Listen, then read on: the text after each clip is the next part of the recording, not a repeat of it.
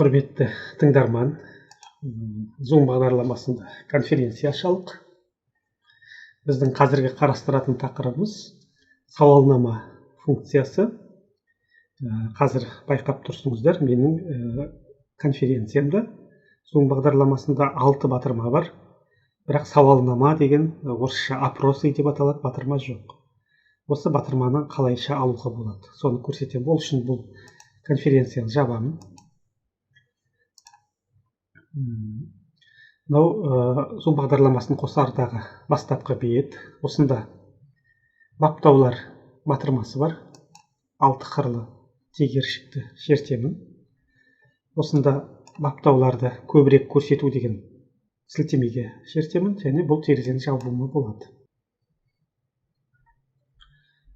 Google аккаунтыменен кіреміз. Өзімнің Google аккаунтымды таңдаймын.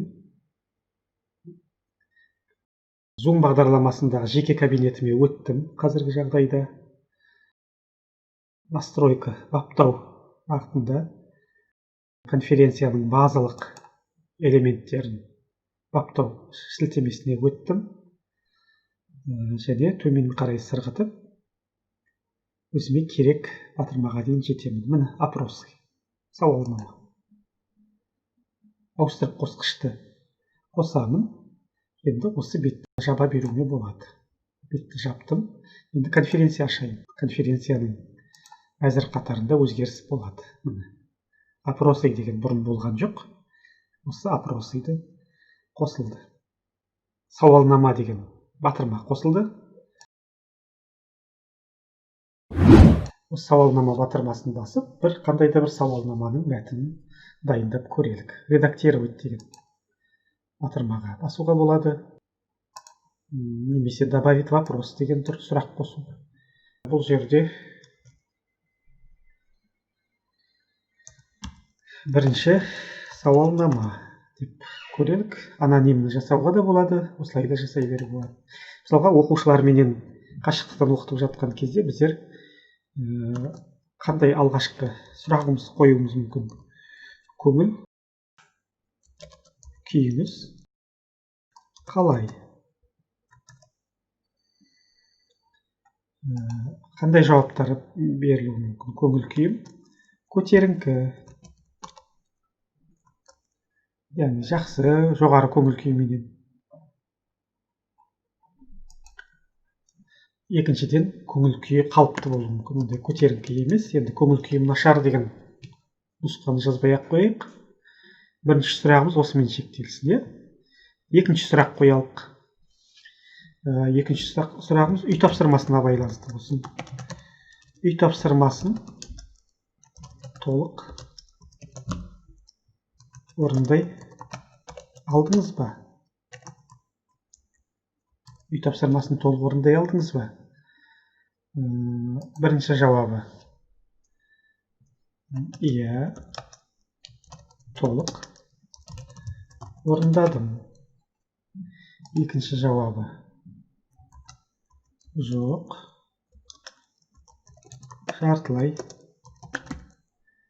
орындадым. Үшінші жауабы. Мүлде орындай алмадым. Үш жауап болсын бұл жерде. Енді бірнеше жауаптықтар бар. Ондай сауалнаманы сәл кейін көрсетерміз. Сохранить деп сақтап қоялық. Осындай бір сауалнама пайда болды бізде. Оны кейін редакция жасауға болады, жойып та жіберуге болады. Енді конференциямыздан қарайық. Міне көңіл күйіңіз қалай? Көтеріңкі, қалыпты. Үй тапсырмасын толық орындай алдыңыз ба? Менде мысалға әріп қате кеткен екен, бір әріп қате кеткен екен, қазір оны редакцияда өткізейін. Редактировать деген батырманы шектеміз. Редактировать.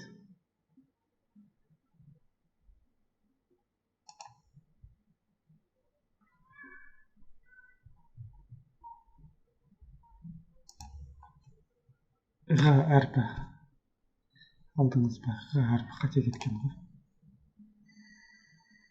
Міне осылайша сауалнамамды дайындап қойдым. бұл терезені жаба беруге болады. Міне түзелді мына жерде. Так, әріптестер, енді біз сауалнамамызды бастаймыз. Ол үшін менің қазір әріптестерім көмекке келіп отыр. Институттан өзімен бірге тағы да 8 әріптес қосылып отыр. Мен қазір барша әріптестерге опросы деген сауалнама дегенді, жаңа дайындаған сауалнамамызды жіберем. Запустить опрос деп жіберсем, бәріне сұрақ барады. Әрқайсыңыз өз экрандарыңыздан жауап бересіздер. Ал әріптестер, сауалнама басталды. Жауап берулеріңізді сұраймын. Бірінші сұрақ, көңіл күйлеріңіз қалай? Бұл оқушылармен кері байланыс орнату үшін сабақтың басында көтеріңкі, қалыпты деген жауаптарды аламыз. Толық орындай алдыңыз ба үй тапсырмасын? Ол туралы да біздер оқушылармен байланыс орнатып, өзімізге тартуымыз үшін ондай да ақпаратты алайық. Яғни қазір бізде 5 адам жауап берді сұрақтарға, 6 адам жауап берді, 7 адам 77% дейді.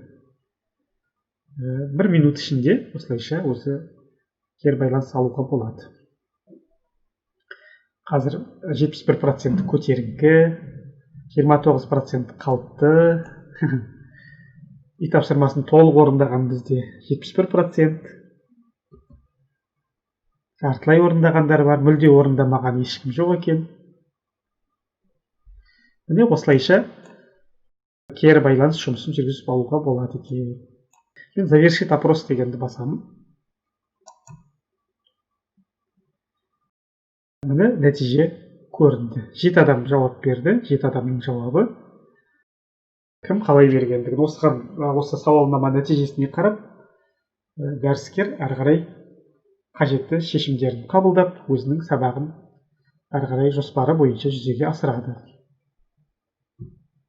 Сауалнаманы қайтадан жіберуге болады, нәтижені көрсетуге болады өзгелерге, бәрінің экранында шығады. Мысалға мен бірге пайдалануға қойдым. Сауалнама нәтижесі, әріптестер, сіздердің экрандарыңызға шығып жатыр ма? Иә, көрініп тұр еді, Сайлайч. О, керемет.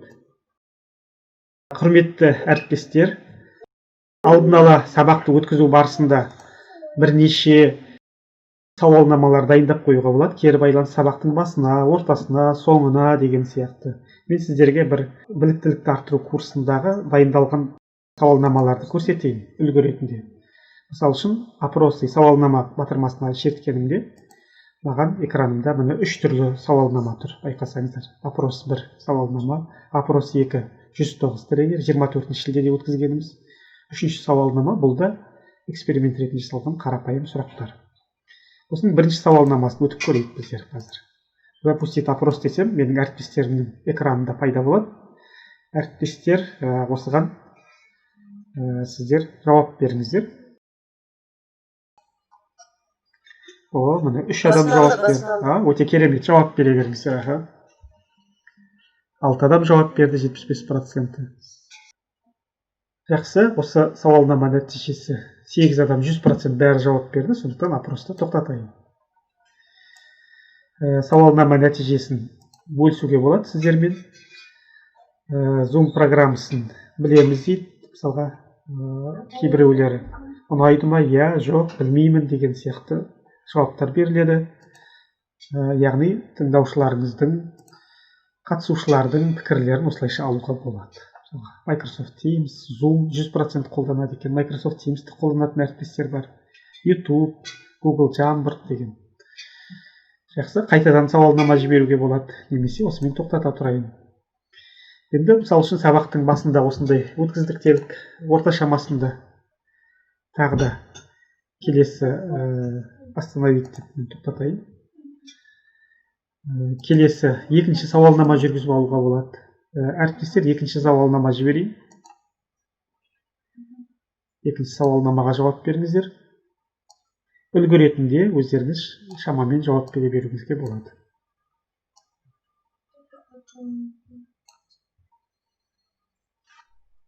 Кездейсоқ таңдай беріңіздер, әрқайсыңызда жауап әртүрлі болу үшін.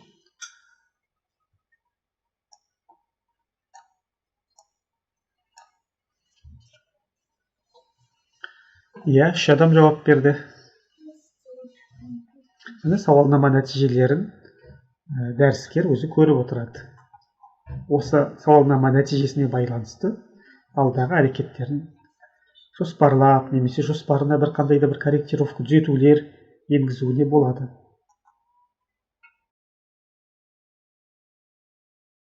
Жеті адам жауап берді. Тағы да бір әріптестер қосылып жатыр екен. Осымен мен завершить опрос деп тоқтатайын. Нәтижені бәріміз бірге экранымызда көруімізге болады. Сіздердің экрандарыңызда көрініп тұр ма нәтиже? Сауалнама нәтижесі? Аха, жақсы. Жақсы. Бұлай болса бұл сауалнама нәтижесін тоқтатамын. Енді мысал үшін сабақтың соңында үшінші сауалнаманы өткізіп алайық. Қарапайым үлгі ретінде дайындалған. Қалайсыз? Мысал үшін ең қарапайым сұрақты жіберейін. Ең соңғы опрос. Қалайсыз? Жақсы, жаман, әзіл ретінде жібердік. 10 адам жауап берді. Барлығының да жағдайлары жақсы екен. Жақсы, опросты тоқтатайын. Нәтиже көрсетелік. Жақсы, керемет. Енді мен жазуды тоқтатайын.